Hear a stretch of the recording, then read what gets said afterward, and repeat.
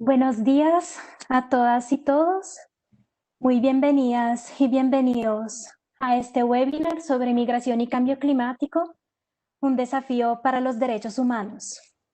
Mi nombre es Gracie Pelacani, yo soy profesora de la Facultad de Derecho de la Universidad de los Andes y profesora de la Clínica Jurídica para Migrantes de la misma facultad. Este es el primer webinar que se organiza de forma conjunta por parte de la Clínica Jurídica de Medio Ambiente y Salud Pública y de la Clínica Jurídica para Migrantes. Las dos clínicas se han unido para crear ese espacio de reflexión y discusión alrededor de un tema que es extremadamente relevante, tal y como es la migración y el cambio climático. Sin embargo, este evento no hubiera sido posible si Erika Castro y Juliana Echeverry, nuestras invitadas de hoy, no hubieran aceptado nuestra invitación. Así que un agradecimiento muy especial a ambas por haber aceptado y por estar aquí presentes hoy. La Clínica Jurídica para Migrantes nació en 2019 para atender la población migrante arribando a territorio colombiano en situación de vulnerabilidad, sobre todo la proveniente de Venezuela. Como sabemos, ese es un grupo poblacional en situación de extrema vulnerabilidad y que necesita apoyo legal para verse garantizados sus derechos. Así que desde ese momento, la Clínica Jurídica para Migrantes ha desarrollado litigios y acciones de incidencia para avanzar en la protección de los derechos de esta población y sobre todo para que el Estado colombiano desarrolle una política migratoria integral de largo plazo y con enfoque de derechos. Nuevamente, muy bienvenidas y bienvenidos a este webinar. Paso ahora la palabra a Mauricio Madrigal, director de la Clínica Jurídica de Medio Ambiente y Salud Pública. Muy buenos días a todos y a todas. Es un honor poder compartir este espacio. Gracias, profesora Gracie.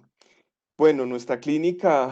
jurídica de medio ambiente y salud pública de la Universidad de los Andes es una de las 4 clínicas de la Facultad de Derecho, junto con el programa de acción por la igualdad y la inclusión social país, el grupo de prisiones y, por supuesto, la clínica de migrantes.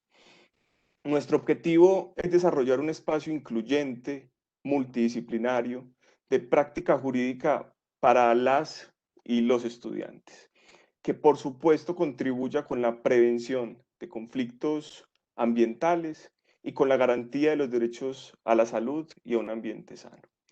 Como parte de nuestro trabajo de articulación e integración, nos hemos unido con la Clínica para Migrantes en un tema central, en un tema fundamental, como lo es la migración y el cambio climático. En ese marco, y como parte de la dirección conjunta que realizamos la profesora Gracie y yo a la investigación de Laura en su proceso de maestría, nos encontramos en este espacio maravilloso con 2 mujeres que admiro muchísimo, Erika y Juliana, con las cuales además comparto una gran amistad y trabajo desde hace varios años.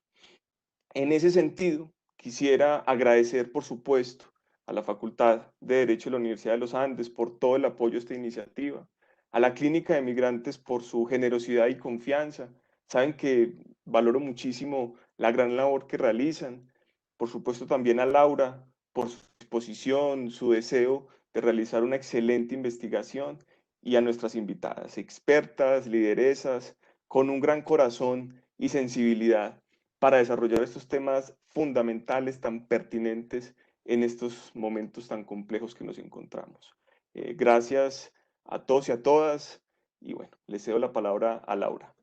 Bueno, muchas gracias, Mauricio, y buenos días a todos. Mi nombre, como lo dijo Mauricio, es Laura Lobo Guerrero. Yo soy profesional de apoyo en derechos humanos y anticorrupción de la red Pacto Global y además soy estudiante de la maestría en Derecho Internacional de la Universidad de los Andes. Hoy los voy a acompañar en este evento como moderadora, en donde vamos a hablar sobre migración y cambio climático, un desafío para los derechos humanos. Entonces, primero que todo, pues le quiero dar la bienvenida a nuestras invitadas, quienes son la profesora Erika Castro Buitrago. Ella es doctora en Ambiente y Ordenación del Territorio, directora de la línea de investigación en Derecho Ambiental y también es coordinadora de la Clínica Jurídica de Interés Público de la Universidad de Medellín. Nuestra otra invitada es Juliana Vélez Echeverry. Ella es también abogada, especialista en Derecho Ambiental y también es estudiante del doctorado en Derecho de la Universidad de Reading, Inglaterra, y socia investigadora del Centro Latinoamericano de Estudios Ambientales. Antes de comenzar, primero pues le quiero agradecer a la Facultad de Derecho de la Universidad de los Andes, así como a la Clínica Jurídica para Migrantes y la Clínica de Medio Ambiente y Salud Pública de la universidad, pues por haber organizado este evento y haber hecho esto posible. Y asimismo agradecer a Erika y a Juliana por participar en este evento y pues darnos este espacio para que podamos conversar sobre estos temas y pues creo que será muy provechoso. Entonces, bienvenidas a las dos. Antes de comenzar, les quiero contar un poco cómo se va a desarrollar el evento del día de hoy. En primer lugar, quisiera contribuir con algunos elementos de contexto general de este conversatorio, ya que es una cuestión que amerita un debate mucho más profundo. Seguido de esto habrán 2 momentos de preguntas donde nuestras invitadas tomarán unos 5 minutos para responder cada una y se darán finalmente pues las conclusiones. Entonces, como muchos de nosotros sabemos, antes de comenzar quisiera compartirles mi pantalla para mostrarles unas cifras sobre pues este contexto que les voy a dar. Como muchos de nosotros sabemos, el cambio climático acelerado por las actividades del ser humano ha generado diferentes efectos en el planeta y ha generado diferentes consecuencias que se han visto y se han empezado a evidenciar a medida que han pasado los años. Entonces, unas de estas consecuencias se enfocan pues más que todo en el aumento digamos, de desastres naturales, como digamos los huracanes, incendios forestales, ciclones, o también digamos en sequías, en inundaciones, que cada vez más van afectando más a las poblaciones en las que pues tienen que experimentar y vivir estos desastres. Nosotros pues, hemos visto, digamos, estos desastres y estas consecuencias que son más notorias, digamos, porque se ven en las redes sociales, en las noticias, pero hay una de las consecuencias que todavía no se ha mostrado en estos, pues, en estos medios, y es las consecuencias que el cambio climático ha generado para la movilización de las personas. Entonces, es por esto que hoy queremos hablar sobre esto. Yo antes de arrancar les quiero dar unas cifras. Entonces, como pueden ver acá, en el 2018, un reporte de la ONU titulado El mundo alcanzó un número récord de desplazados en el 2018, mostró que en el 2018 17.2 millones de desplazados pues de desplazamientos, perdón, son asociados con desastres. Entonces, pues aquí pueden ver en mi presentación un gráfico donde muestro que en una estimación del Banco Mundial que dice que aproximadamente 140 millones de desplazados por causas climáticas van a ocurrir en este año. Entonces, como pueden ver en el gráfico de la presentación, en Latinoamérica se estima que habrán 17 millones, en África subsahariana 86 y en el sur de Asia 40. Entonces podemos ver que pues primero estas 3 regiones representan el 55% de la población global, perdón, global no, sino de los países en vías de desarrollo. Entonces pues esto genera un problema, especialmente pues porque estas personas primero viven la mayoría de las personas que son forzadas o que deciden movilizarse por razones climáticas se encuentran en una situación donde sus derechos humanos pueden ser vulnerados. Entonces esto comienza a ser un problema para los países, un desafío para los países, pues porque digamos que hoy en día no hay marcos regulatorios específicos que puedan abordar este desafío. Entonces esto genera que, digamos, derechos como el derecho a la vida digna, a un medio ambiente sano, al agua, entre otros, pues se vean vulnerados y pues no haya como una forma de protección ni garantía de los derechos humanos de estas personas, y tampoco hay una forma digamos, de responsabilizar a los estados pues por la protección de los derechos humanos de estas personas. Entonces, es por esto que hoy estamos acá. Creemos que generar espacios como este donde se reflexione y se profundice sobre estos temas son importantes, pues porque como les mostré y como pueden ver todavía en mi pantalla, las cifras son impactantes, y a medida que van aumentando el cambio climático, pues estas cifras van a seguir aumentando igualmente. Entonces, pues creemos que este es un espacio importante pues para poder como analizar uno de las características de este fenómeno, pues porque digamos que este fenómeno tiene bastantes vacíos jurídicos. Entonces, digamos, no hay como no hay un acuerdo sobre cómo definir a estas personas. Entonces, muchas veces los llaman refugiados climáticos, migrantes climáticos, desplazados climáticos. Entonces, esto genera que al no definir a estas personas haga más complicado generar un marco regulatorio a nivel tanto nacional como internacional, pues para poder definir cómo proteger los derechos humanos de estas personas. Entonces, pues hoy vamos a hablar un poco sobre estas categorías que acabo de mencionar, vamos a hablar un poco también sobre cómo podemos hacer para responsabilizar a los estados, responsabilizar a las empresas o a entidades gubernamentales. Y también vamos a preguntarle a Erika y a Juliana algunos de casos que ellas nos puedan como mostrar específicos sobre situaciones en donde ya esto se esté viendo y pues casos que de pronto ellas ya hayan trabajado. Entonces, para comenzar, no sé dónde parar mi pantalla. Aquí, listo. Entonces, para comenzar, quisiera preguntarle a Erika, ¿cuál consideras, pues como hemos visto y como les comenté previamente, hemos escuchado varios calificativos alrededor de las personas que se movilizan por razones climáticas, como por ejemplo, como dije previamente, migrantes, refugiados o desplazados climáticos? Entonces, para comenzar, me gustaría preguntarte, Erika, ¿cuál consideras que es la categoría que brinda una mayor garantía de los derechos humanos de las personas que se encuentran en esta situación de movilidad humana y por qué? Primero que todo, quiero dar las gracias a las clínicas que están presentes aquí y que convocan, digamos, estos temas tan interesantes, al trabajo que vienen haciendo en el tema de migración, y celebro mucho la integración entre clínicas para llevar a cabo un trabajo, digamos, más fortalecido, sobre todo para estas comunidades que necesitan tanta atención y sobre todo que nosotros lo vivimos diariamente, el tema de la asesoría jurídica, dado las lagunas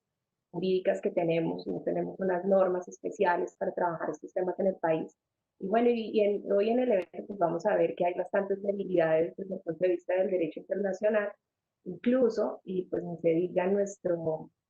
ordenamiento jurídico interno. Entonces, muchas gracias por la invitación. Y bueno, entonces para atender tu pregunta, Laura, yo creo que es importante darle entonces una revisión general a las categorías que guardan relación con este tipo de migración que tú nombrabas, ¿no? De la migración por causa del cambio climático, que incluso ya es un término polémico decirlo así. Las migraciones se clasifican de acuerdo con si la movilidad puede ser voluntaria o si se trata de una movilidad de orden forzado. Y eso depende de la capacidad de adaptación. Digamos que la literatura ha dicho que dependiendo de la libertad que tengan las personas para tomar la decisión de migrar o dependiendo de la capacidad de adaptarse, es decir, a lograr una nueva manera de habitar un territorio distinto al que se habita o incluso de tener unas capacidades distintas, libres también o forzadas, que lo vamos a ver más adelante, para también adaptarse en un contexto económico y social distinto, pues esa movilidad va a ser voluntaria o va a ser forzada. También dependiendo de si se hace dentro del país o por fuera de las fronteras del país, estaríamos hablando de una categoría de movilidad interna o transnacional. Y obviamente esa categoría depende de la magnitud del evento. Vamos a decir que en Latinoamérica y sobre todo en nuestro país, pues realmente esta categoría es más de movilidad interna, ¿no? Y ahora estamos en nuestra discusión y un poco con lo que va a conversar también Juliana, veremos cuáles son, digamos, los inconvenientes que tenemos para incluso migrar como una alternativa o como una estrategia de adaptación. Y podemos ver que también relacionada con la posibilidad de retornar o no al lugar de origen donde se presenta la condición, digamos, ambiental o de otro tipo que permite, que hace que se migre, vamos a hablar de una movilidad temporal o movilidad permanente. Bueno, también se está hablando incluso de movilidad circular. Y se ha hablado en términos más bien de esta movilidad transnacional, y es cuando se le facilita al migrante la posibilidad de ir y volver del nuevo lugar a su lugar de origen. Y bueno, eso pasa mucho, vamos, con las personas, más que todo, que tienen que realmente movilizarse para encontrar lugares que puedan proveer una situación, digamos, mejor en términos económicos, o para sustentar sus necesidades, como puede ser el tema del trabajo. Habría que ver en términos de esta situación de cambio climático y los impactos que genera, si podríamos hablar de ese tipo de movilidad circular. Entonces, la literatura académica habla del término migrante principalmente para describir la movilidad, ¿cierto? Para desplazarse de un lado a otro, como digamos, está la definición de la Organización Internacional para las Migraciones, que, digamos, en su definición habla de movimiento, voy a leerla: movimiento de población hacia el territorio de otro estado, dentro del mismo, que abarca todo movimiento de personas, sea cual fuera su tamaño, composición o sus causas. Incluye la migración de refugiados, personas desplazadas, personas desarraigadas, migrantes económicos. Digamos que la OIM, digamos, va a centrar el tema en términos de ese traslado, ¿cierto?, del movimiento. Pero también en la literatura encontramos que movilidad, cuando hablamos de migración, más bien se ha dirigido más a la movilidad voluntaria. Y en el caso de hablar de movilidad involuntaria, entonces se le ha dado más énfasis al término refugiado o desplazado, que ya va a corresponder a ese escenario externo que obliga a la migración, porque de alguna manera ese factor externo que va a impulsar a esa decisión en realidad anula la libertad, o también anula el control de la decisión. Si tú en tu pregunta nos decías cuál creemos nosotras que puede ser el término que se adapte a la situación de las personas que migran por razones del cambio climático. En nuestros estudios, sobre todo en la atención de los casos, en las entrevistas con las comunidades, pensamos que el mejor término es desplazado. Y entendemos, porque también sabemos que en la literatura interna y en las investigaciones internas, algunos investigadores e investigadores dicen que la carga del término desplazado es tal que, digamos, que trae consigo el tema del conflicto interno colombiano, y que muchas personas no quisieran ser nombradas desplazados, digamos, por la carga política, ¿sí?, que tiene el término. No obstante, nosotros, hablando con las comunidades, ellos de alguna manera se empoderan del término desplazado, porque efectivamente sienten que ellos no en ningún momento, por estas condiciones de vulnerabilidad que presentan las comunidades, que por lo general estamos hablando de unas condiciones de pobreza incluso extremas, sienten que efectivamente ellos no migran, sino que son desplazados directamente, ¿sí? Entonces, no hay una libertad, no hay unas condiciones para hacerlo, digamos, de una manera controlada y con garantía de derechos. Y en ese sentido, digamos, por lo menos en nuestras publicaciones hemos querido usar más el término desplazado, con todo y que genera el conflicto, con la idea de hacer una similitud con la normativa de desplazados internos en el país, por el tema del conflicto. No sé si Juli quiera agregar. Sí, muchas gracias, Erika. Creo que es muy importante lo que tú dices sobre hablar también, incluir a las comunidades en esta conversación, pues porque es importante tener en cuenta cómo ellos se sienten, y pues lo que tú dices de que ellos se ven empoderados al momento de llamarlos desplazados, porque esto tiene como, les da una agencia pues de más, pues de que se ven afectados por un fenómeno como estos. Entonces creo que es importante tener esto en cuenta pues por razones como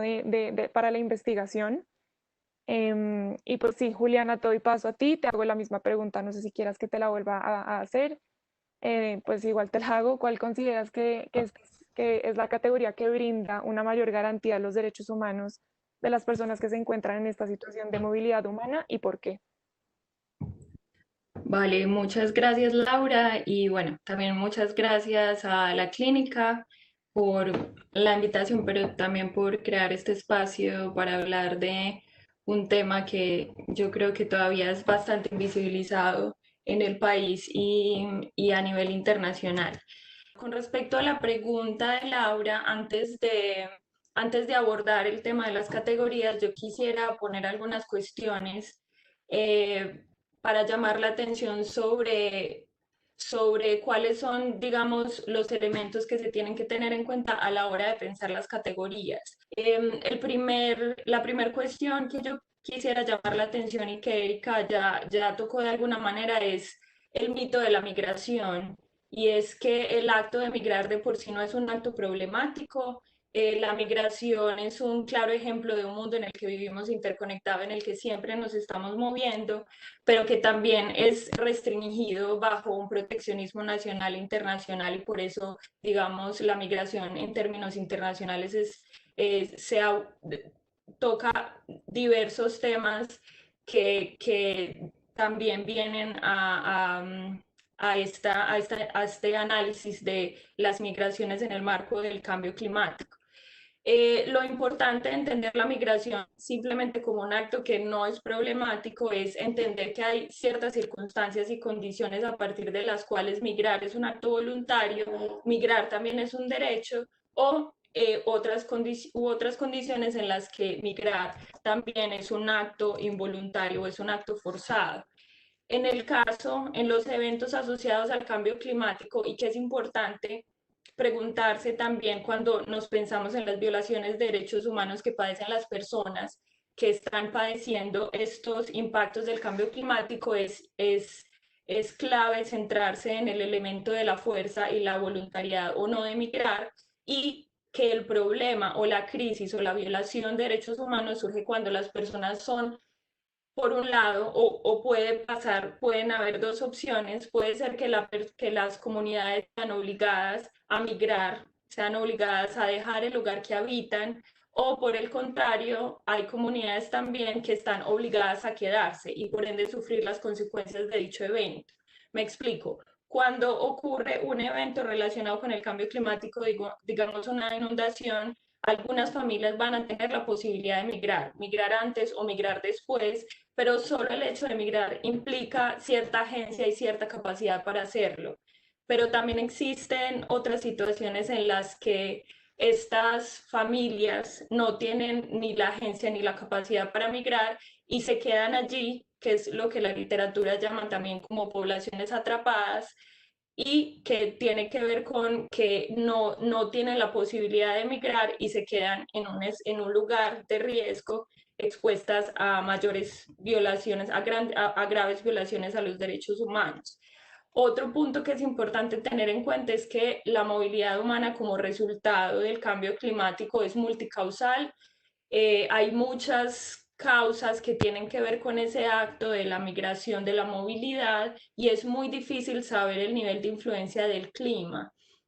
Entonces, cuando hablamos de migraciones, de desplazamiento o de movilidad climática, no podemos dejar de tener en cuenta todas aquellas condiciones políticas, económicas y sociales que generan también la movilidad. No es lo mismo una familia que vive en una casa de concreto a una familia que vive en una casa de madera, ubicada en un área de riesgo o ubicada en un área que no es de riesgo. Cuando estas dos familias son impactadas por un evento determinado, como por ejemplo una inundación, la capacidad y la posibilidad de migrar o de quedarse atrapada en estos dos escenarios es bien diferente. Entonces, es importante no solo centrar el cambio climático, sino entenderlo en ese contexto complejo. Eh, como lo explicó muy bien Erika, la movilidad se presenta de diversas formas. En general, las migraciones asociadas al cambio climático ocurren dentro de las fronteras, son temporales y son multicausales. Y ahí voy a discutir un poco el concepto, sí, o como la categoría de refugiado climático, que yo creo que es importante tenerla en cuenta porque creo que es la que tiene mayor visibilidad, pero también porque digamos, es un tema que en la política internacional migratoria está bien presente. Entonces, cuando se habla de refugiados climáticos, pues lo primero que se trata de interpretar es, bueno, ¿quién es un refugiado y qué dice la Convención sobre Refugiados del 51 sobre quién califica para ser un refugiado? En la definición que establece la Convención, establece unas causas específicas por las que una persona puede aplicar a un estatus de refugiado, que sea un perseguido político, por ejemplo, y el ambiente o el clima no es considerado como un agente perseguidor, no es el clima no, o el cambio climático en este caso no genera ese tipo de persecución que genera una persecución política, por ejemplo, entonces no cabe dentro de la definición. Y también para hablar de refugiado, se habla de esta categoría cuando la persona tiene que cruzar una frontera de un país. Entonces, cuando hablamos de refugiados climáticos, se generan un montón de discusiones a partir de estos dos elementos y que, digamos, desde mi perspectiva, creo que es una categoría bien problemática por lo que dije hace un momento, y es que la mayoría de las migraciones en el contexto del cambio climático ocurren dentro de las fronteras, entonces no cumple con uno de los elementos, son multicausales y el clima ni siquiera es considerado dentro de la definición legal. Entonces, si la categoría de refugiado no necesariamente atiende a los patrones comunes de migración en el contexto del cambio climático, yo creo que es una categoría que se usa mucho, pero tiene otras explicaciones de por qué se usa tanto. Y mi perspectiva frente a esto es que esta categoría de refugiado climático también surge dentro de unos discursos como de securitización de la migración, en la que se ha establecido un ideal de que hay millones y millones de refugiados de cuenta del clima que van a ir del sur al norte, y que sí, va a haber, como Laura nos contó, las cifras de desplazamientos a raíz del cambio climático son bien alarmantes, pero de ahí a decir que todas estas personas se van a ir a Europa a buscar refugio es diferente. Se tiene que manejar este tema con, digamos, con todas las matices, pero también entendiendo que la mayoría de las migraciones se dan en un contexto interno. Entonces, este llamado de alarma, yo creo que es un llamado que hace más de este discurso, que además es un discurso bien problemático para cualquier migrante cuando quiere viajar del sur al norte global y tiene que pasar a través de todos estos imaginarios en los que los migrantes son vistos como enemigos, como una amenaza internacional, y por ende la creación de políticas y normativas que están dirigidas no a protegerlos, sino a combatirlos. Entonces, de alguna manera, yo creo que esta categoría alimenta este tipo de discursos que son bien peligrosos, pero también otros resultados que genera esta categoría es forzar a las personas a quedarse en lugares de riesgos por desastres asociados al cambio climático, porque entran a esta persona en la categoría de refugiados y de ciertos países diciendo no queremos más refugiados. También le quita la visibilidad al rol que juegan los estados en causar, pero también en manejar el tema del desplazamiento forzado dentro de sus fronteras, qué tipo de mecanismos de protección deberían implementar los estados, cuáles procesos de reasentamiento y a quiénes están dirigidos. Ese también es un factor que se invisibiliza un poco cuando solo estamos hablando de refugiados climáticos, y también creo que simplifica un poco la discusión de la movilidad climática, invisibilizando la multicausalidad y todos los componentes políticos, económicos y sociales que también generan esa movilidad. Entonces, así como decía Erika, yo me uno a esa voz de, digamos, cuando hablamos de un desplazamiento, de una migración forzada en el contexto interno, pues la categoría sería desplazado, y en ese sentido se deberían buscar, necesitamos encontrar y que los estados pongan atención a este tema, y que se aborden esfuerzos y medidas de protección a nivel nacional y a nivel local, también a nivel internacional, y que guíen a los estados sobre cómo abordar esa movilidad en movilidad climática a nivel interno, porque como lo venía diciendo ahora también, las comunidades pueden estar atrapadas en un área de cuenta del cambio climático. Y por último, decir que si bien pensamos estas migraciones involuntarias, las categorizamos dentro del desplazamiento, es importante entender esta multicausalidad, porque eso es clave para pensar en mecanismos de protección efectivos. Bueno, muchas gracias, Juliana. Creo que es muy valioso lo que acabas de decir porque eso nos lleva a nuestra segunda pregunta, que es sobre cómo responsabilizamos a los estados o a entidades gubernamentales o a las empresas que de pronto son las causantes o las que contribuyen a aumentar los efectos del cambio climático. Y pues tenemos que tener en cuenta que estas mencionadas categorías, y pues vemos que a partir de lo que dijeron Erika y Juliana, todavía sigue siendo un poco problemático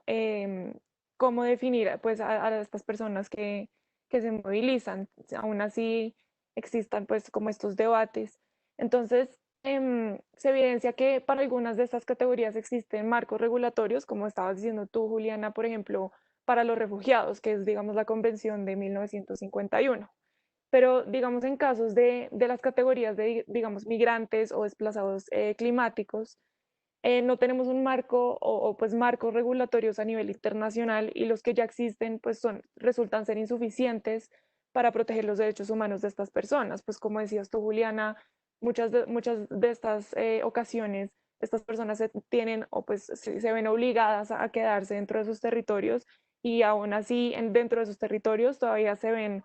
expuestas a que sus derechos se vean vulnerados. Entonces, primero quiero preguntarte a Erika, ¿por qué crees que esto es así? Y pues, ¿cuál crees que sea el camino para proteger los derechos humanos de estas personas? Cuando nos preguntas por qué creemos que, digamos, existe, digamos, ese vacío en materia de la normativa internacional, incluso yo me quiero referir más al tema interno, porque va a apoyar la segunda parte de lo que hablemos del caso. Mira, yo tengo una explicación que para mí es muy, digamos, quiero decir que es bien, digamos, personal de lo que yo he visto en materia de cómo se reconocen ciertos fenómenos en materia ambiental y la relación de esos fenómenos con la violación de los derechos humanos. En materia de derecho internacional ambiental hemos visto la gran dificultad que se tiene en hacer esa relación. Y si nosotros vemos, como se llama ahora, el derecho del cambio climático, o sea, ya el cambio climático crea su propio campo de referencia, ¿no? Como algunos juristas como Shmid Asman hablan de campos de referencia dentro del derecho, es decir, ya hay un derecho que tiene sus propios principios, sus propias instituciones y teorías que de alguna manera crea como la sensación de que estamos hablando de algo totalmente separado de otras partes del derecho en general, cosa que no es así, y pues Shmid Asman no lo va a decir así, pero da esa serie de ideas. Eso pasa a veces cuando se interpreta el tema del cambio climático, incluso desde el derecho, y tiene una historia, y es que primero, para reconocer internacionalmente o que los estados reconocieran que efectivamente había un fenómeno de cambio climático, pues tomó muchísimos años, incluso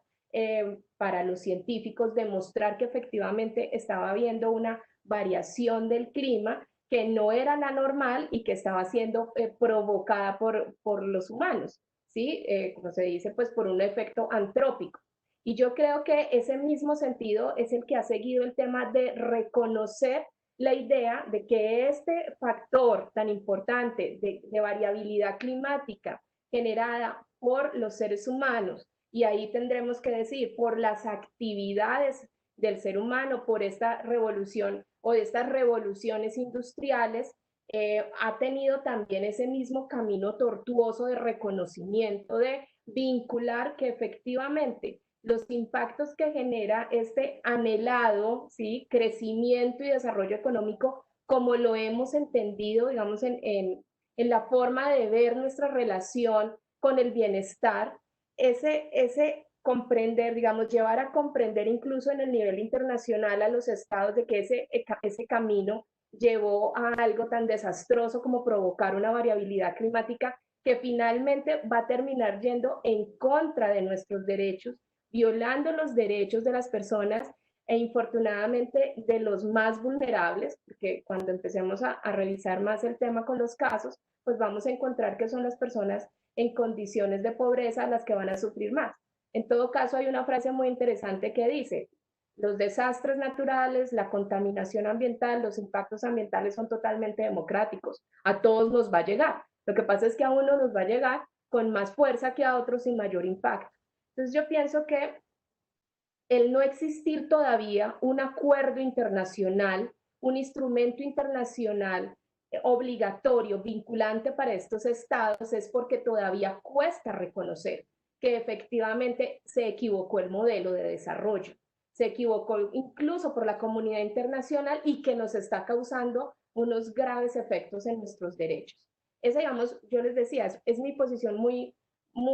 de mis reflexiones sobre el tema, porque incluso cuando se está en negociaciones internacionales, uno encuentra esa reticencia de los estados incluso a reconocer las responsabilidades que se tienen, por ejemplo, en el caso de reconocer que efectivamente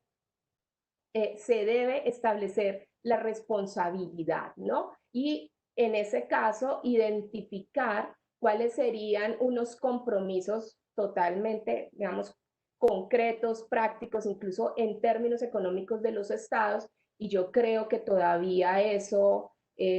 pues no es, digamos, el contexto que de los estados estarían dispuestos efectivamente a reconocer una categoría como la de desplazados por razones del clima. En todo caso, como decía Juliana, es que, y bueno, y en la literatura lo vamos a encontrar, no es el clima el que desplaza, ¿no? En realidad el factor que va a desplazar a las personas es nuestra debilidad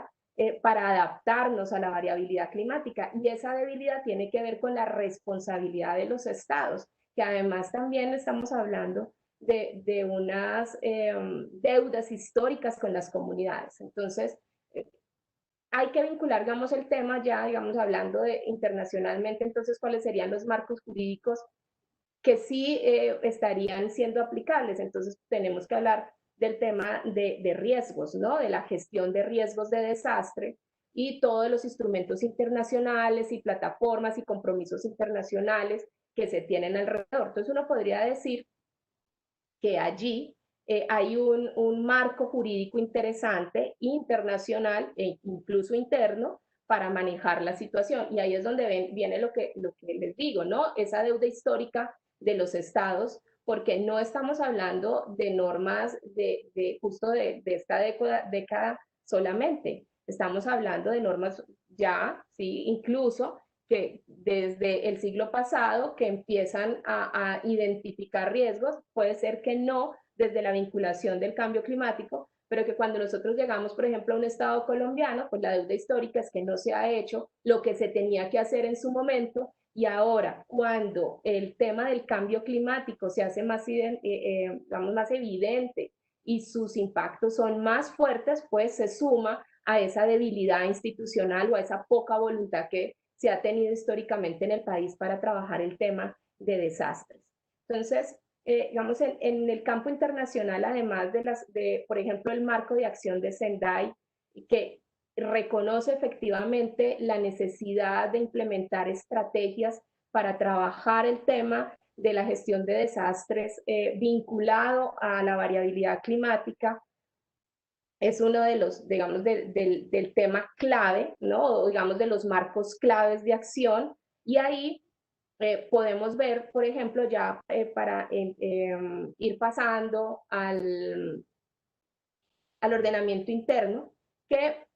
los principios rectores de desplazamientos o de desplazamiento interno también es un instrumento, digamos, que nos sirve como una pauta interpretativa del ordenamiento interno para aplicarlo en los eventos en que posiblemente puede haber migración.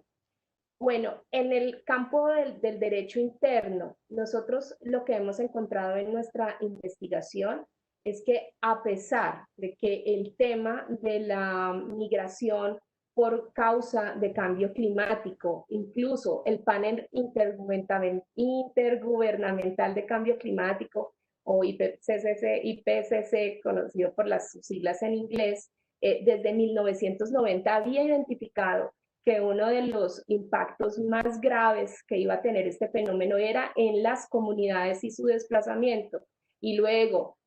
su reconocimiento, digamos, más concreto en Cancún. Y luego vamos a ver que con el Acuerdo de París en 2015, los compromisos que se tienen con el marco de acción de Sendai, etcétera. O sea, todos esos compromisos internacionales que tiene el Estado colombiano. Luego haber expedido una política de cambio climático, un sistema para trabajar en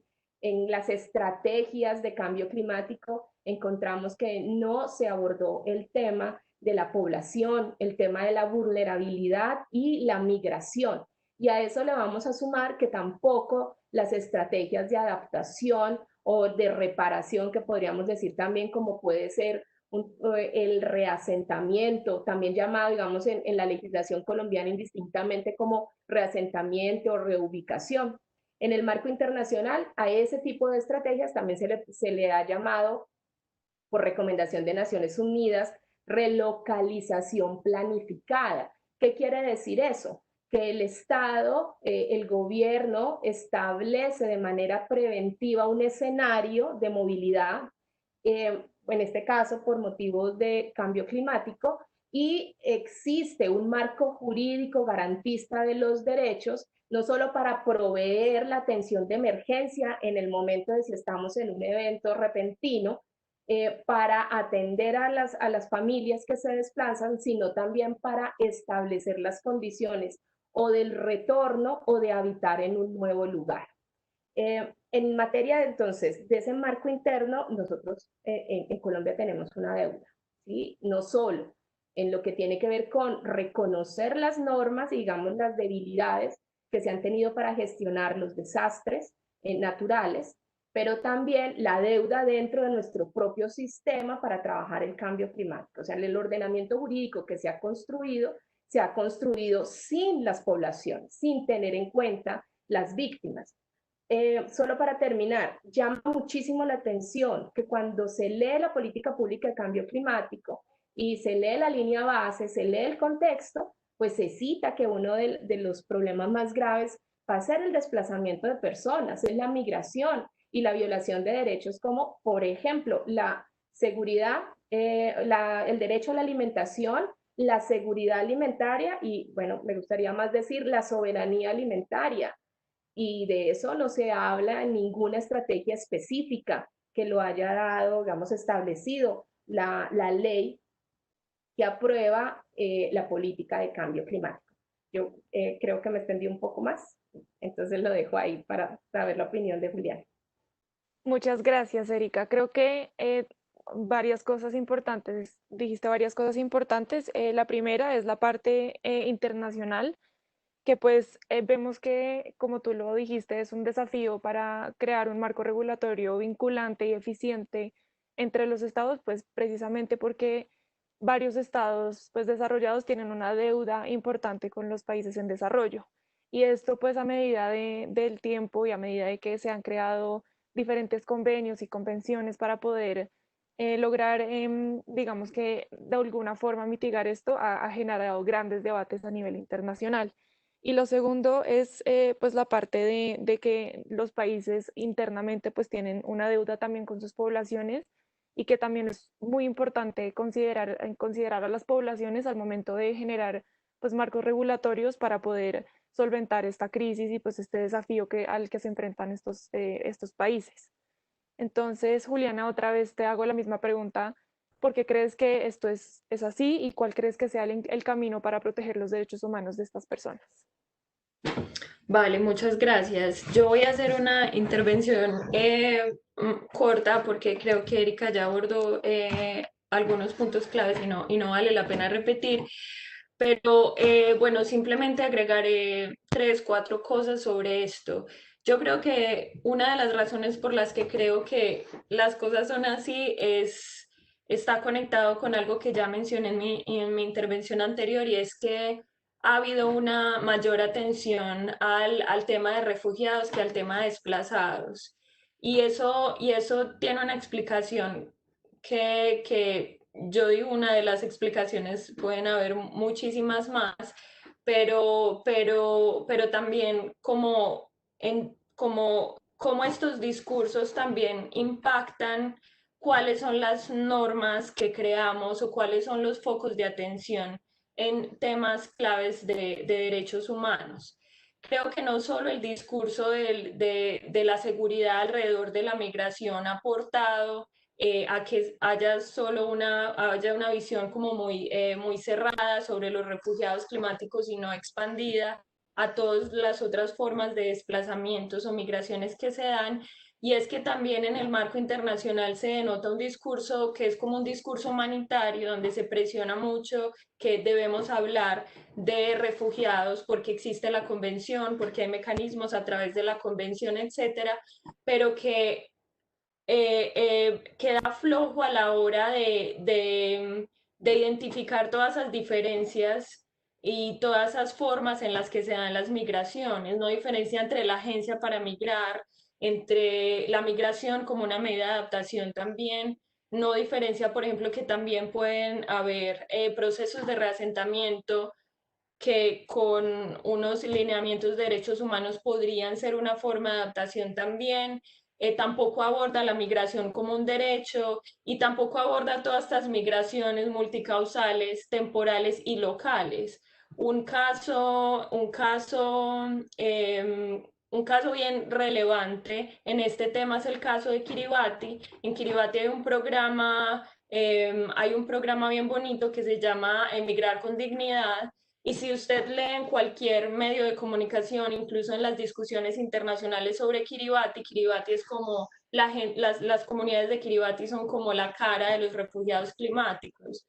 Y cuando uno va a escuchar muchas de las entrevistas que les han hecho a estas comunidades, pues mucha gente dice como yo ni siquiera me identifico como refugiado porque yo no quiero salir de acá como refugiado. Si yo tengo que migrar, voy a migrar con un procedimiento establecido, pero yo no voy a ir a buscar asilo en ningún lugar, sino que yo voy a reasentarme, y si me toca irme de mi país, pues migro, pero como un migrante, no como un refugiado. Entonces, esa es la posición de un grupo de personas. Puede haber muchas otras personas que se autoidentifican como refugiados, pero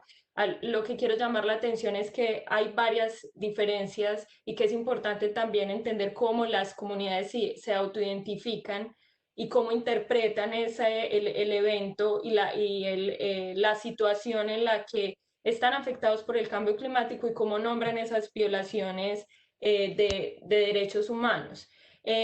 Un segundo punto es que, bueno, como la movilidad por el cambio climático y la inmovilidad por el cambio climático es bien complejo, toca muchos temas. Son generalmente los temas que yo creo los gobiernos ponen menos atención y tienen menos voluntad política. La migración toca con cuestiones fuertes de pobreza, de exclusión, de acceso a derechos socioeconómicos, a derechos ambientales. Entonces, son un montón de temas que siempre son bien disputados con los gobiernos y con los estados para que pongan atención, pongan dinero, planteen medidas de protección, etcétera, etcétera. Y bueno, también yo creo que, digamos, en el caso de Colombia, nos falta entender mucho el fenómeno de la migración a raíz del cambio climático en el contexto complejo de Colombia, en un contexto donde hay un desplazamiento masivo de poblaciones por el conflicto armado. No entendemos cómo ocurren las migraciones en un escenario de cambio climático en lo rural, cómo ocurren en lo urbano. No tenemos mapeo de comunidades, todavía no entendemos, o sea, no entendemos muy bien el fenómeno, y a partir de ahí es muy difícil eh, también tomar medidas desde lo jurídico, desde lo político, cuando ni siquiera tenemos un entendimiento de qué es lo que está pasando. Y bueno, Y ya con respecto a la pregunta de cuál es el camino, bueno, es una pregunta muy difícil, pero además de lo que ya mencionó Erika, yo diría que el litigio estratégico también es clave. Si bien hay muy pocas herramientas, pues como no son casi contadas en los dedos de la mano cuáles son las herramientas para obligar a los estados a tomar medidas de protección. El litigio en temas de cambio climático ha demostrado que incluso cuando no se logra el reconocimiento de las pretensiones invocadas, se ha logrado que los jueces interpreten los problemas y adopten ciertas narrativas en ciertos casos. Yo creo que ahorita lo vamos a conversar mejor, pero por ejemplo en el sur global podemos ver cómo el litigio en cambio climático es un litigio que está totalmente interconectado con la narrativa de derechos humanos. Y esa narrativa ha sido fundamental en las cortes domésticas, pero también en organismos internacionales, y que si bien no son casos que uno diría como, bueno, es un caso exitoso porque se ganó, es un caso que trajo una narrativa nueva, es un caso donde los jueces o los organismos internacionales han reconocido, por ejemplo, la conexión que hay entre la migración, las violaciones de derechos humanos y el cambio climático, y yo creo que eso es un paso para lograr políticas y normativas en varios niveles de gobernanza dirigidas a proteger los derechos humanos de las personas desplazadas por el cambio climático. Bueno, muchas gracias, Juliana. Creo que es muy valioso que nos empieces a hablar sobre estos casos específicos, especialmente el de Kiribati, que mucha gente lo reconoce, como tú decías, como un caso, digamos, emblemático de la movilización de las personas por razones de cambio climático. Y muchas veces las personas no reconocen a estas personas como lo que tú decías, como migrantes climáticos, sino más como refugiados. Entonces se ve como más una forma como de pronto de victimización de estas personas. Entonces, creo que todos estos comentarios y esta intervención tanto de Erika como de Juliana nos da paso para seguir a nuestro segundo momento de preguntas. Y pues creo que, como estaba diciendo Juliana, resaltar ejemplos y resaltar ejemplos de casos de donde estas, pues como para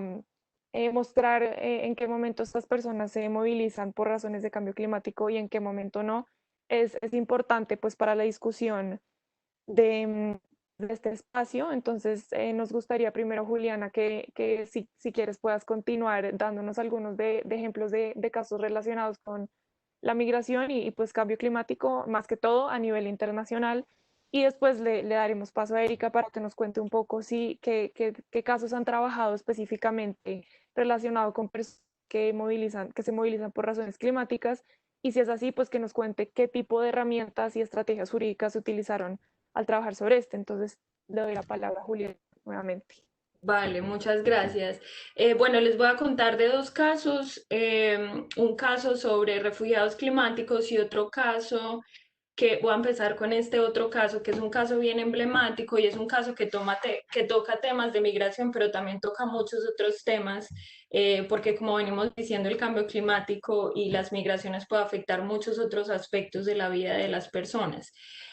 Un caso importante es el caso de la comunidad indígena Inuit, que es una comunidad habitante del Ártico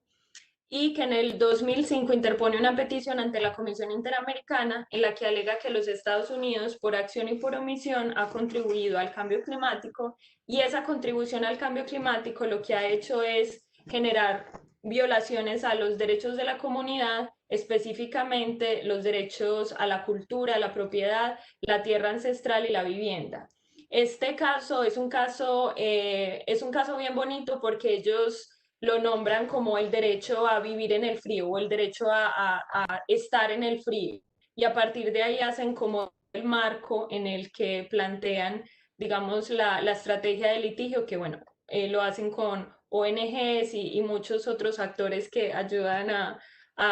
digamos, a poner todo este enfoque de derechos humanos en un caso, en este caso específicamente. En la petición se solicitaba a los Estados Unidos tomar medidas para reducir los gases de efecto invernadero y de esa manera proteger a la comunidad de los impactos del cambio climático,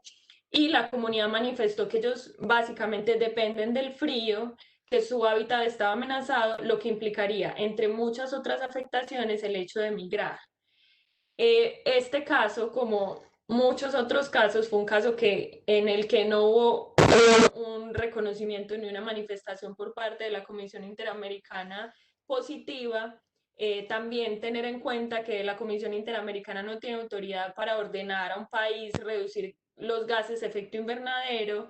Y bueno, en este caso específicamente la petición se negó porque no, por una supuesta falta de información para hacer cualquier determinación. Este caso fue fundamental porque casi que puso en la agenda el tema del cambio climático y los derechos humanos y que podríamos decir que después pone en la agenda el tema del desplazamiento y del cambio climático. Entonces, lo clave de este caso es que brinda una nueva narrativa en la que se establece que hay una conexión entre el cambio climático y los derechos humanos y que fue adoptada posteriormente por el Consejo de Derechos Humanos. Después, el Consejo de Derechos Humanos, después de esto, sacó y ha sacado muchas resoluciones, decisiones, recomendaciones en las que se trata del enfoque de derechos humanos al cambio climático. En la conferencia de Copenhague en el 2009 se enfatizan en estas relaciones directas e indirectas del cambio climático con las violaciones de derechos humanos. En el 2010, en los acuerdos de Cancún, es cuando ya por fin, como en el marco de la Convención de Cambio Climático, se tiene un reconocimiento de los impactos del cambio climático en el desplazamiento, y ahí sigue un camino que ahora va en el Acuerdo de París, donde explícitamente se crea un grupo de trabajo que está dedicado a revisar temas de desplazamiento por los impactos del cambio climático. Este es uno de los casos que les quería comentar, y el otro de los casos es un caso, volviendo a Kiribati, es un caso en el que Teitiota, una persona se dirige ante el Comité de los Derechos Humanos de la ONU a través de una comunicación. Él es un ciudadano de Kiribati que huyó a Nueva Zelanda. Huyó a Nueva Zelanda y pidió el asilo, y el asilo fue negado en Nueva Zelanda. Entonces, como consecuencia de esa negación de su aplicación para lograr el estatus de refugiado, él fue deportado a Kiribati. Como ya conversamos, pues Kiribati es una isla que es considerada como altamente vulnerable a los impactos del cambio climático. Se dirigió al Comité de Derechos Humanos bajo el argumento de que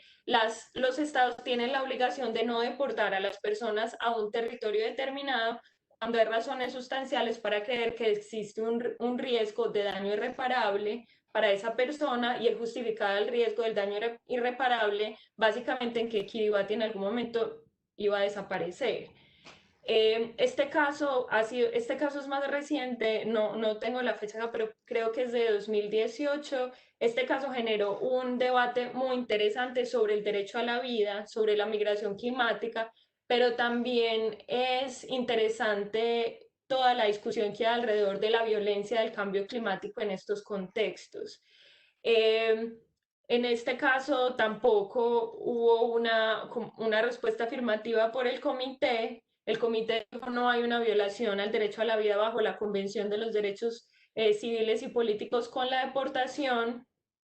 pero hizo algunas declaraciones con relación al principio de no devolución de los estados con relación al cambio climático, que es lo más interesante de este caso, y es que el comité, si bien no estuvo de acuerdo con las solicitudes que hizo el peticionante, pues afirmó que igual pueden existir situaciones en las que la degradación ambiental puede poner en riesgo la vida y generar migraciones forzadas. Entonces es como el primer caso en el que el Comité de Derechos Humanos reconoce esa conexión entre las migraciones forzadas, el cambio climático y las violaciones de derechos humanos. Y el argumento final del comité fue que si bien sí pueden haber situaciones en las que haya violaciones de derechos humanos, a raíz de los impactos del cambio climático relacionados con las migraciones, bajo el argumento de la inminencia de la violación a los derechos humanos en islas vulnerables, al aumento del nivel del mar. En el caso de Kiribati es de 10 a 15 años, o sea, se dice que Kiribati de 10 a 15 años va a desaparecer, entonces, según el comité, se tienen de 10 a 15 años, que es un tiempo suficiente para que el Estado tome medidas para gestionar el problema de la migración o el desplazamiento de la movilidad o de la inmovilidad climática en la isla. Entonces, también hace referencia, bueno, Kiribati puede tomar medidas afirmativas como el reasentamiento de la población, todavía se tiene un tiempo determinado en el que se pueden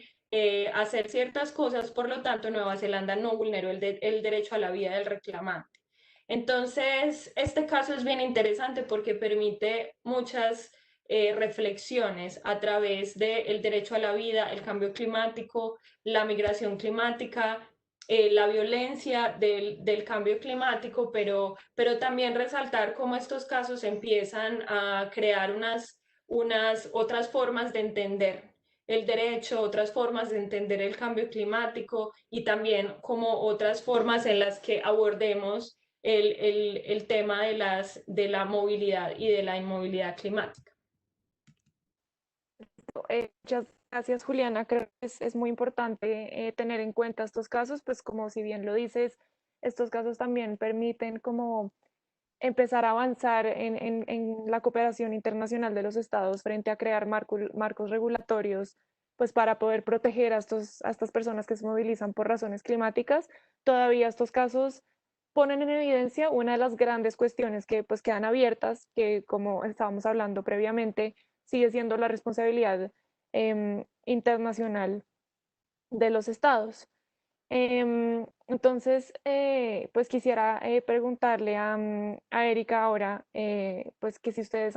pues que nos cuentes si ustedes han trabajado en algún caso concreto relacionado con personas que se movilizan pues por estas razones y si es así, qué tipos de herramientas o estrategias jurídicas utilizaron al trabajar sobre este. Hola, sí, bueno, nosotros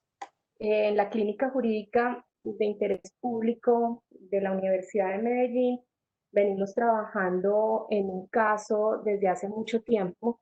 Es un caso que empieza a analizarse en el año 2012, pero incluso con unas estrategias de litigio anteriores que tenían que ir, en realidad tienen que ver con un tema de ordenación de una microcuenca. El caso lo hemos denominado desde, incluso como decía antes, desde el 2006 como el caso de la Picacha. Es una microcuenca con tres grandes riesgos: inundación, avenidas torrenciales y deslizamientos. Fue priorizada por las autoridades ambientales para ser ordenada, para crear un plan integral de ordenamiento y manejo de la microcuenca, como lo conocemos como un PIOM, y para quienes nos escuchan, eso quiere decir identificar en esa cuenca quiénes son los actores presentes, establecer los usos que se hacen de la cuenca, qué conflictos hay alrededor,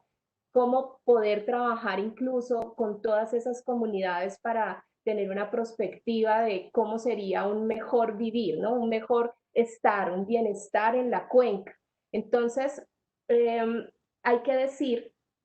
que el caso inicia debido a que en el año 2012, y bueno, con un histórico de inundaciones y avenidas torrenciales, incluso desde el siglo antepasado, gravísimos. Entonces, en el 2012 especialmente hay una gran inundación en el día 18 de diciembre. Y esa inundación tiene unos impactos impresionantes en la comunidad. Estamos hablando de un impacto de más o menos 3.000 personas que son las que habitan alrededor de la cuenca. Estamos hablando de una quebrada que tiene más o menos 12.5 kilómetros de extensión hasta cuando llega al río Medellín o río Aburrá. Y en especial en esa época sufren más las personas desplazadas por el conflicto, que son en su mayoría las familias que viven en la zona rural, donde nace en la quebrada de la Picacha. Entonces ahí tenemos personas en unas condiciones de pobreza, algunas en condiciones de pobreza extrema, como decía antes, una gran cantidad de personas desplazadas por el conflicto. Y además de eso, pues si nosotros queremos revisar, digamos, la categoría ya de vulnerabilidad que se presente allí, pues estamos hablando de niñas, niños, mujeres, personas de la tercera edad, estamos hablando también de población afrodescendiente y por supuesto pues de desplazados por el conflicto interno. Entonces, ese 18 de diciembre estamos hablando que según los datos que tenemos, que no están todos confirmados, porque vamos a hablar ahora justamente cuáles son los impactos que genera la debilidad institucional de no tener una reglamentación o de no tener ni siquiera unas directrices para trabajar cuando se genera una migración, digamos en este caso, por un evento, digamos, de emergencia. Estamos hablando entonces de una posible migración temporal. Pues aquí, en ese tema, vamos a ver que las personas que llegan a habitar allí es porque efectivamente no hay otra situación posible para ellas dentro de la ciudad y van a habitar casi que en el lecho, porque sí, infortunadamente pues no tengo las fotos para mostrarles, pero están en todo el retiro de la quebrada, absolutamente en todo el retiro de la quebrada, y son más o menos en ese momento del 18 de diciembre aproximadamente unas 300 familias afectadas solo en la zona rural, porque también en la zona urbana hubo diferentes afectaciones que tienen que ver, por ejemplo, con la inundación de las casas que están cerca de la quebrada y que debido a una muy o indebida canalización que se hizo en la zona rural, en la zona urbana de la quebrada, pues que genera efectivamente mayores problemas. Entonces, ese caso, desde el año 2012, se ha trabajado desde varias estrategias. La primera fue la interposición de una acción popular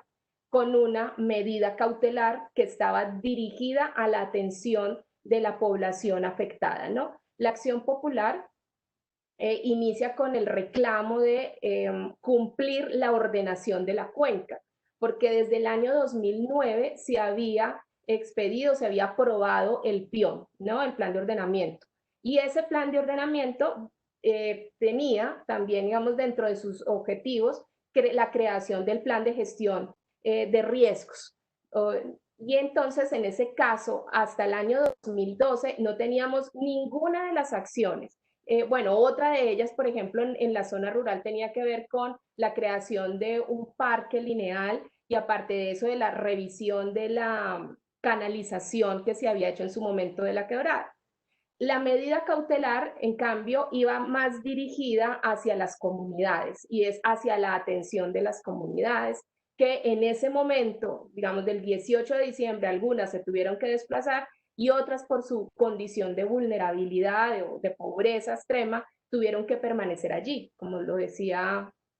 ahora Juliana, pues el fenómeno es que muchas veces pues migrar, y lo sabemos, ¿no? Es una estrategia para adaptarse, pero a veces no se puede ni siquiera migrar por las mismas condiciones de vulnerabilidad de las comunidades. Analizando, digamos, la situación que se presentó en ese diciembre, que incluso la acción popular iba en marcha, ya la acción popular lo que hizo fue llamar la atención no solo de los problemas que conlleva el no cumplimiento o digamos la no ordenación de la microcuenca, sino que llamó la atención de la posibilidad que ante unos eventos repentinos, porque incluso ese 18 de diciembre, según como lo informan las autoridades ambientales, pues lo que tuvimos fue una lluvia que no se había presentado hacía muchos años, incluso lo comparaban con algunas lluvias que se habían presentado, un evento climático importante que se presentó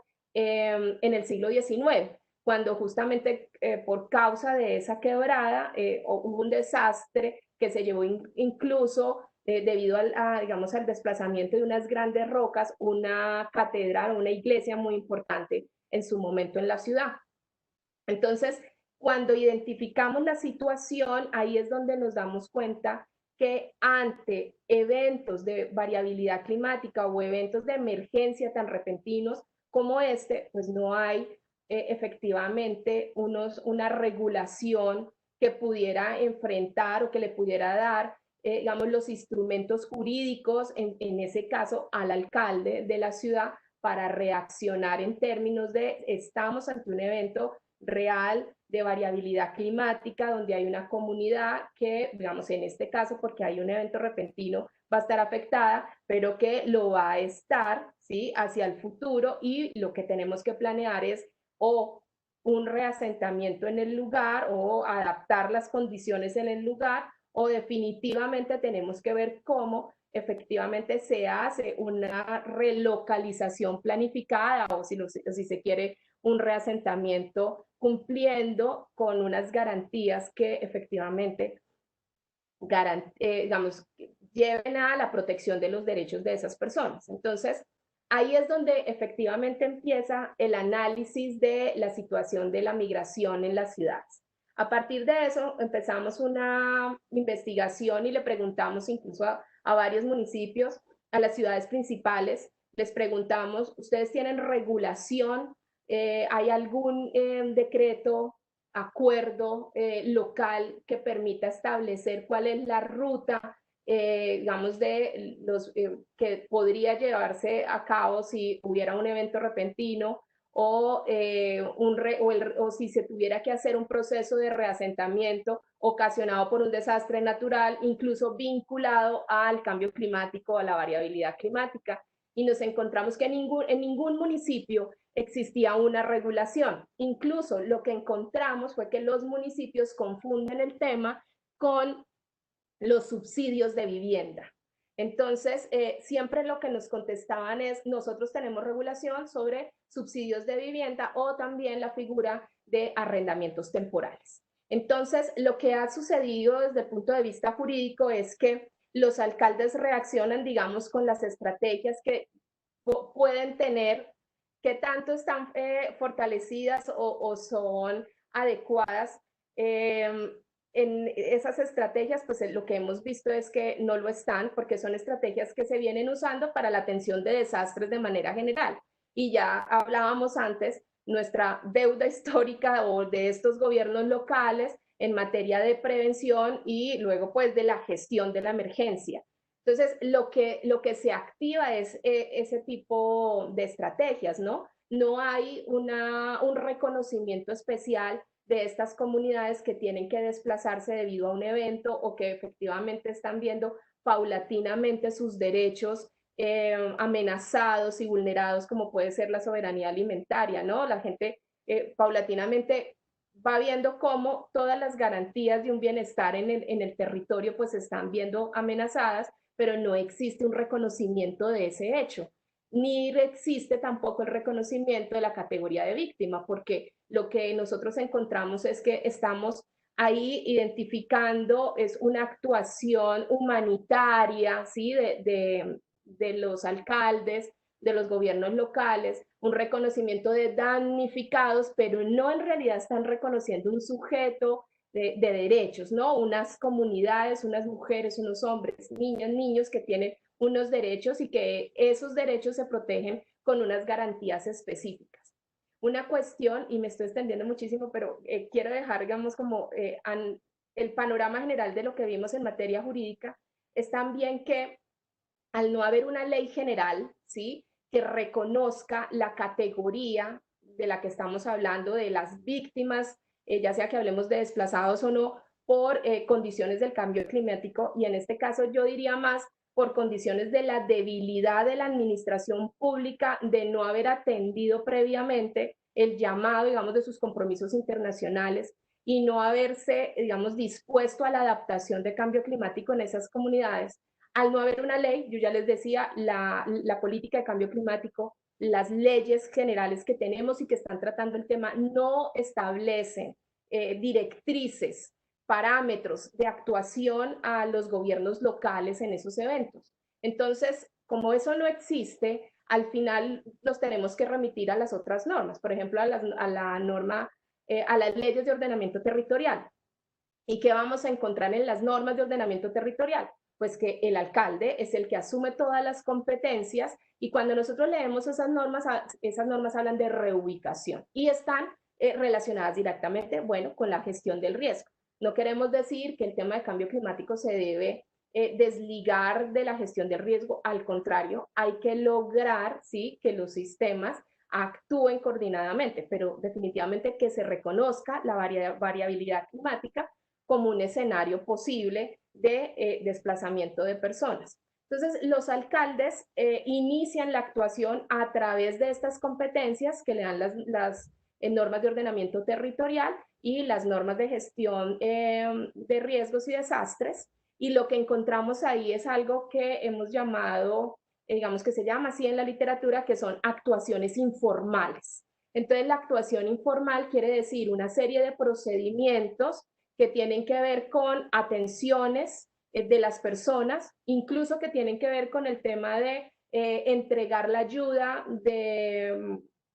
arrendamiento temporal o incluso eventualmente el reasentamiento sin normas específicas. Entonces no hay procedimientos administrativos. Nosotros, digamos, que somos las abogadas y abogados que atendemos a las personas, no conocemos efectivamente cuál es el paso a seguir, cuál vendría a ser el procedimiento que ha sido aprobado efectivamente y que guarda una relación estrecha con el tema de garantía de los derechos de las personas o de protección de derechos humanos. Entonces, lo que encontramos en este momento en el país es que al no existir una legislación, digamos, o por lo menos unos parámetros para los gobiernos locales actúan con base en sus competencias generales y llevan a cabo actuaciones informales que paradójicamente terminan violando los derechos de las personas, porque lo que se ve aquí es que no hay, por ejemplo, espacios para la participación, acceso a la información, no hay asesoría gratuita jurídica para las personas, como serían las recomendaciones de los principios rectores para desplazados internos. Entonces, dentro de nuestra estrategia, claro, vienen las medidas cautelares, incluso llegamos ante la Comisión Interamericana de Derechos Humanos, solicitamos una audiencia temática, eso fue en marzo del 2015, para invitar al gobierno local, incluso fue una de las primeras veces que se lleva gobierno local y no sencillamente el representante del Estado colombiano ante la audiencia temática, para discutir en la audiencia lo que sucedía y qué nos sucedió en ese momento con el gobierno local del 2015 y es que no aceptaron, incluso no aceptaron que el fenómeno existía como tal y siguieron insistiendo que la legislación era suficiente y que incluso la reglamentación sobre subsidios de vivienda era totalmente eficaz para tratar el tema de los desplazados por estas causas e incluso el reasentamiento. ¿Qué otras estrategias? Pues aquí como un litigio estratégico, ustedes saben, se conecta con estrategias de concertación, incluso con la administración pública, en este caso con el Instituto de Vivienda y Hábitat de Medellín, para concertar cómo entonces iba a ser el traslado de las personas, cómo se les iba a tratar, viendo que no hay una norma especial, incluso llevar el caso ante el Consejo municipal para la discusión política. Y ahí hemos ido yendo, ¿no? En este momento les cuento que si bien es un caso que empieza en el 2013, digamos jurídicamente, hasta el día de hoy no se ha dado el proceso de reasentamiento. Entonces, son casos afortunadamente muy largos. La sentencia de la acción popular se dio solo hasta junio del 2017. Digamos, tampoco hemos tenido unos jueces que reconozcan efectivamente la emergencia. Y en este momento todavía seguimos tratando de conseguir una respuesta efectiva de la administración local. Me extendí muchísimo, pero quería darles como de verdad el escenario completo del caso. No, muchas gracias, Erika, de verdad, estos dos ejemplos que nos dieron Erika y Juliana son muy importantes para poder entender todos estos desafíos a los cuales se encuentran estas personas y pues las personas que trabajan en este tipo de casos. Es muy importante pues para poder entender que este fenómeno es mucho más grande. Les quiero hacer la última pregunta y pues una pregunta muy breve y pues para que nos den unos 5 minutos cada una para responder la pregunta, la cual se refiere a que si ustedes, ¿cuáles creen que podría ser la mejor forma de responsabilizar, digamos, a un Estado a nivel internacional en este respecto, como en la parte de la protección y la garantía de los derechos humanos de estas poblaciones? Entonces, Juliana, te doy la palabra para que nos contestes esta pregunta en unos 5 minutos. Gracias. Vale, muchas gracias, Laura. Bueno, como lo reflexionamos en los casos anteriores, no existe un marco regulatorio que obligue a los estados en el marco de las migraciones climáticas. Eh, se han, Se han adoptado estrategias y marcos en derechos humanos para tratar la problemática, pero no tenemos una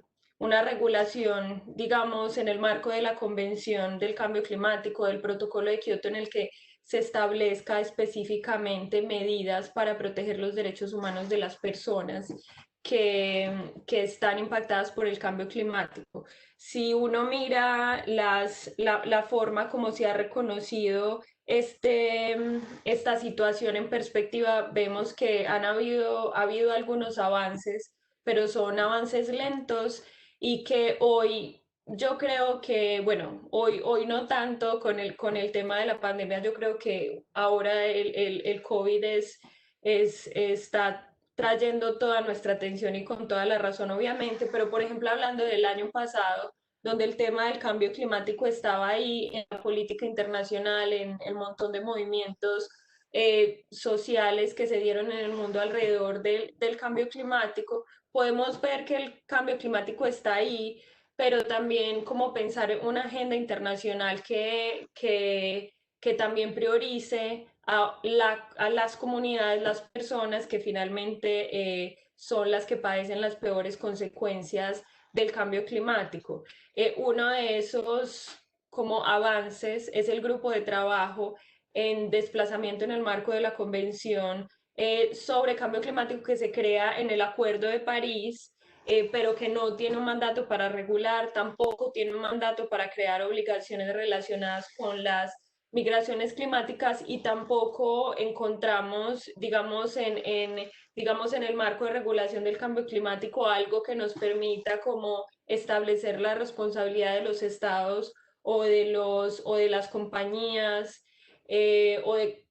pues, de los actores en general que son los que ocasionan este problema. Y eso es bien difícil, pero eso tampoco quiere decir que todo está perdido y que no hay nada que hacer, porque sí hay otras formas de encontrar la responsabilidad de los estados y de los grupos empresariales, y yo pensaría que es simplemente aprender de lo que ya se está haciendo y es utilizar marcos y mecanismos existentes en otros campos, como el campo de los derechos humanos, por ejemplo, donde se pueda conectar este tipo de situaciones o de violaciones, por decirlo de alguna manera, las violaciones de derechos humanos conectadas con las migraciones a raíz del cambio climático. Entonces, yo creo que ese es un escenario, una oportunidad a partir de la cual se podrían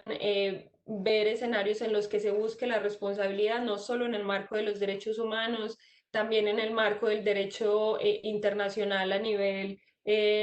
perdón, derecho ambiental a nivel internacional y nacional, en la gestión del riesgo y finalmente algo que hemos aprendido, sobre todo en el caso de la picacha, es cómo este tema toca muchos otros temas y que por lo menos en Colombia tenemos un desarrollo considerable sobre la gestión del riesgo y a partir de la gestión del riesgo nosotros empezamos a tocar todo el tema de las migraciones climáticas también. Entonces, no solo desde estos aspectos, pero también cómo entender que los efectos negativos de la movilidad o de la inmovilidad forzada pueden analizarse desde muchísimos otros enfoques, por ejemplo, el enfoque de género, analizarlo desde la niñez, las personas en situación de discapacidad. Entendemos que las migraciones afectan de una manera más grave a, digamos, a las mujeres que cumplen ciertos roles en ciertas comunidades, a las personas en situaciones de discapacidad que no tienen habilidad para moverse o para responder a este tipo de eventos. Entonces, cómo entender esa complejidad en la que se dan estas migraciones es importante también para pensar en el mundo de posibilidades a partir de las cuales se pueden buscar estrategias, no solo a nivel nacional, sino también a nivel internacional. Y que, digamos, Erika ya lo explicó muy bien cómo en el marco nacional existen algunos reglamentos, algunas normas que confunden la administración como el subsidio de arrendamiento de vivienda con un proceso de reasentamiento que proteja derechos humanos, pero que permiten una entrada o que permiten hacer eh, un primer, eh, una primera forma de disputar eso que están haciendo y decir aquí se necesita un proceso, se necesita que se regule, se necesita que sea formalizado, necesitamos unas líneas desde lo nacional que establezcan que la movilidad y la inmovilidad del cambio climático genera violaciones de derechos humanos y que se va a abordar y que se va a regular de esta manera o de otra manera. Y finalmente, también entender el cambio climático como algo que exacerba las condiciones de vulnerabilidad de las personas y que también el cambio climático se puede ver de manera transversal a todos estos temas. Entonces, yo creo que cuando estamos pensando en cómo abordar la protección de las personas desplazadas por el cambio climático y cómo abordar la responsabilidad de los estados y de los grupos empresariales se puede abordar dentro del análisis del cambio climático como el evento del cambio climático, pero como esto ocurre en una complejidad de un contexto determinado por condiciones políticas, económicas y sociales, eso también permite pensar en formas de establecer las responsabilidades debido a que en el marco del cambio climático, por ejemplo, hay tan poca regulación o hay tan poco reconocimiento del problema. Acá también voy a volver a retomar lo que dije del litigio. También el litigio es importante en términos no solo de los resultados, pero de empezar a crear otras narrativas, de empezar a crear reconocimientos, de empezar a poner agendas también, que es importante, y a partir de ahí se pueden tener algunos progresos en términos de políticas y normativas. No voy a hablar más sobre la necesidad de medidas nacionales, procedimientos de reasentamiento, acuerdos regionales, acuerdos internacionales que guíen también a los estados sobre cómo hacer esto. Yo creo que ya Erika lo explicó muy bien en el contexto de Colombia, pero digamos en el escenario en el que estamos, esa sería mi posición o esa sería mi planteamiento con respecto a cómo podríamos responsabilizar en este momento a un Estado o a un grupo empresarial o a cualquier otra entidad. Mientras se logra que en el escenario nacional, pero también en el campo internacional, haya un verdadero reconocimiento del problema y se aborden las medidas efectivas de protección. Gracias, Juliana. Creo que esto del reconocimiento que hablas tú sobre el problema es el primer paso esencial, pues para que se empiecen a crear marcos regulatorios, porque a medida que los países a nivel internacional no reconozcan que esto se está convirtiendo en un desafío mucho más importante, pues no se van a lograr primero llegar a acuerdos y tampoco se van a lograr llegar a marcos regulatorios pues vinculantes. Erika, te hago la misma pregunta en unos 5 minutos. Eh, ¿Cuál crees que podría ser la mejor forma de responsabilizar a un Estado o un grupo empresarial u otra entidad a nivel internacional con este respecto? Hola, bueno, entonces centrándome en el tema empresarial, para complementar lo que dice Juli, pues hay que tener en cuenta, digamos, estudios que hablan, por ejemplo, el Instituto de Responsabilidad Climática en el 2014 entrega un informe muy interesante donde responsabiliza a 90 empresas en el mundo como las que más han contribuido en materia de emisiones históricas totales, ¿no? Y por ejemplo, una de esas empresas es Chevron. Entonces, esto solo lo cito para dar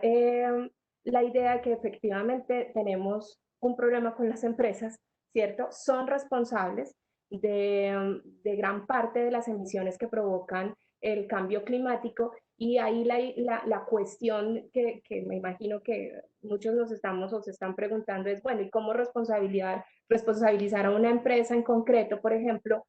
cuando estamos hablando ya de unos impactos globales, la imposibilidad, digamos, de establecer muy bien, digamos, en términos de lo que estamos acostumbrados para imputar la responsabilidad? Entonces, ¿cuál es el hecho? ¿Cuál es efectivamente ese nexo causal? Y efectivamente, ¿cómo se generan esos impactos en las comunidades y la violación de derechos por efectos del cambio climático? Pues bien, hay una manera de hacer eso y yo en estos pocos minutos lo que voy a darles el ejemplo incluso de la picacha y es, lo primero hay que establecer tres elementos claves. Uno es establecer muy bien cuánto efectivamente contamina o cuánto efectivamente esa empresa ha promovido o en proporción a que se presente la situación, digamos, de emergencia o de cambio climático. Entonces, para ponerles un ejemplo, nosotros en la zona de la que estamos hablando tenemos 15 canteras, o estamos hablando de ladrilleras, canteras que producen unas emisiones, ¿sí? Algunas son legales, algunas son ilegales, entonces habría que ver, bueno, cuál es la proporción de esas empresas y cómo están afectando efectivamente los derechos de esas personas, pero incluso en este caso de la comunidad que habita alrededor de la quebrada de la Picacha. Entonces ahí tenemos un elemento de proporción, pero no se trata solamente de establecer bueno, la cantidad de emisiones y si estas sí son eficientes o no para causar el cambio climático. No me refiero tanto a eso, sino, por ejemplo, en este caso, resulta que hemos identificado que esas empresas generan, por ejemplo, unos vertimientos a la quebrada La Picacha. Generan unas condiciones incluso de contaminación atmosférica alrededor de las comunidades que agrava la situación de las comunidades. Por supuesto, esto va a contribuir también a la vulnerabilidad de las comunidades que están allí y que están expuestas a estos eventos de variabilidad climática. Entonces, digamos, las empresas están contribuyendo. Podríamos decir, bueno, no efectivamente a que se produzca el evento de variabilidad climática, o sea, la inundación, o sea, que se produzca el riesgo, pero sí están entregando o de alguna manera afectando las condiciones de esa comunidad que las está haciendo aún más vulnerable para resistir a esos eventos o adaptarse incluso a los eventos. Entonces yo creo que eso de establecer la proporción no mirada, digamos, como cuando digo proporción es como qué tanto efectivamente esa empresa está contribuyendo a que a la situación de vulnerabilidad o a hacer más o intensificar esas condiciones, ¿no? Ahí es donde me refiero, digamos, en un caso específico, bueno, tal y como lo vemos nosotros. Ahora, el otro elemento es el conocimiento que tiene la empresa de que efectivamente su actividad debe ser responsable. Ya, digamos, no tenemos tiempo para hablar de si efectivamente tienen responsabilidad o no por la violación de derechos humanos. Bueno, solo vamos a dejar en este momento que sí, que es un actor importante, que efectivamente hay violación de derechos humanos por parte de las empresas, que hay unos principios rectores que hablan del tema, que son los principios de derechos humanos y empresa, y que se pueden aplicar efectivamente en estas situaciones. Entonces, y la otra cuestión es cuánto influye la empresa, ¿no? Cuánto influye la empresa en las condiciones de esas comunidades, o sea, cuánto poder despliega en materia de cómo, digamos, incluso se comportan las autoridades en el territorio con respecto a la atención de las personas que están vulnerables y que justo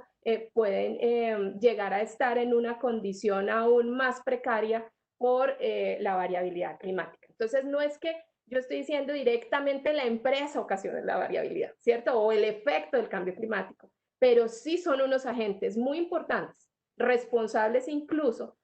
de la violación de los derechos que se presenta en una comunidad con una vulnerabilidad que pues en este momento lo que estamos viendo, por lo menos en el caso de la Picacha, es clave de trabajar incluso con las empresas como actores para poder llevar una solución, por lo menos no sé si sea reasentamiento, relocalización. Yo quería, digamos, mostrar esa parte en general. Bueno, y simplemente ¿cómo trabajar desde el punto de vista jurídico? Bueno, se me había olvidado nombrar, la Corte Constitucional ha trabajado estos casos y hay unas recomendaciones claves de la Corte, ¿no? Tanto que en nuestro trabajo, pues lo que ha dicho la Corte Constitucional en los casos ha sido clave para nosotros también como la pauta interpretativa incluso de las normas que existen sobre gestión de residuos y que pudieran ayudar en un procedimiento, ¿sí?, de orden administrativo para llevar a cabo las atenciones, tanto la de emergencia como de un reasentamiento. Bueno, muchas gracias Erika y Juliana por haber contestado todas estas preguntas. Creo que fueron muy interesantes sus respuestas y serán de muy valioso para la investigación, un valioso aporte para la investigación. Ahora le doy paso a Gracie y a Mauricio para que den sus conclusiones finales y cerramos. Muchísimas gracias, Juliana, Erika y Laura, por todas sus intervenciones. Creo que de verdad ese webinar, esas reflexiones deberían ser la primera de muchas, porque más que dar respuestas, pues hemos abierto interrogantes que necesitan ser explorados muchos más y que los casos que ustedes nos han comentado lo ponen de verdad de manifiesto. Yo quisiera concluir rescatando 3 palabras en particular que creo que de alguna forma en parte ponen de relieve los núcleos o los temas fundamentales que la relación entre migración y cambio climático nos dejan después de esas reflexiones. Y la primera palabra es reconocimiento. Y reconocimiento de que efectivamente eso está pasando y que esto genera consecuencias por parte de las autoridades y eso es, como ustedes nos explican, el primer paso para que pueda haber una actuación tanto en la creación de marcos normativos adecuados, pero también mucho más concreta para atender las necesidades de las comunidades. Pero también reconocimiento de las propias comunidades. Nos contaban que hay que crear mecanismos de participación para que las comunidades tengan una voz sobre cómo ellas se identifican y sobre lo que ellas creen que es lo más necesario para atender pues a la situación que están enfrentando. Entonces, reconocimiento pues por parte de ambos lados, muy vinculado pues a las acciones y a los mecanismos de participación. La segunda palabra es narrativas y discursos. Muy importante eso porque las narrativas son, yo creo, una parte relevante de lo que hacemos cuando hacemos litigio estratégico, a pesar de que no siempre podamos recibir respuestas afirmativas por parte de las autoridades del Poder Judicial. Sí, el litigio, aun cuando en estos casos negativos, sí nos permite ir posicionando argumentos y posicionando narrativas que de pronto el día de mañana pueden llegar a que se reconozca una violación o una conexión entre fenómenos que nos permita avanzar en la protección de esos derechos. Y discursos también, porque las categorías son muy distintas de la forma en que queremos describir y enfrentar los fenómenos o de la forma en que no los queremos enfrentar. Entonces, migrante, refugiado o desplazado vehiculan no acciones y vehiculan o reflejan también agendas por parte de las autoridades y por parte de los actores que defendemos esos derechos para poder avanzar. Eso lo digo porque a pesar de que la discusión alrededor de las categorías pueda parecer una discusión muy abstracta, en realidad reflejan mucho más de lo que aparentan. Y finalmente la tercera palabra es complejidad o multicausalidad. Lo que creo que es uno de los puntos más relevantes que nos deja ese seminario es que cuando hablamos de migración y de cambio climático, en realidad estamos hablando de mucho más. Estamos hablando de pobreza, estamos hablando de manejo de recursos, estamos hablando de participación una vez más. Entonces es interesante y es muy importante pues llevarnos esa multicasualidad o esta complejidad y todas las veces en que queramos pues abogar o avanzar en la protección de los derechos de esas personas, pues tener ese enfoque, este enfoque multicausal y saber que no es solo movimiento, no es solo movilidad, no es solo cambio climático, sino que es mucho más y ese mucho más pues necesita ser abordado. Muchísimas gracias de verdad a todas y todos por haber participado y doy la palabra a Mauricio para que pueda aportar sus conclusiones también. Gracias, querida profesora Gracie, gracias a todos y todas, especialmente a nuestras invitadas y a Laura, por su tiempo y por su generosidad. De verdad que es un espacio maravilloso que como lo mencionabas, profesora Gracie, nos da ese punto de partida y así lo debemos de tomar, como un punto de partida, unas reflexiones que nos articulen en diferentes miradas. Quisiera, de manera muy general y respetuosa, por supuesto,